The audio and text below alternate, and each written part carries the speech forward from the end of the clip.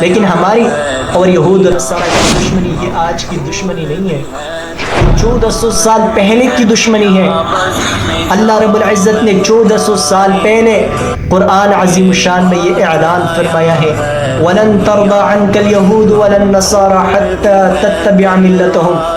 اے میرے پیارے نبی، یہود و نصارہ اس وقت تک آپ سے راضی نہیں ہوں گے جب تک آپ ان کے دین کو اختیار نہیں کرو گے۔ اس بات کا بالکل نہیں پتا، وَتُعِزُّ مَن تَشَاءُ وَتُذِلُّ مَن تَشَاءُ، اللہ آیا یا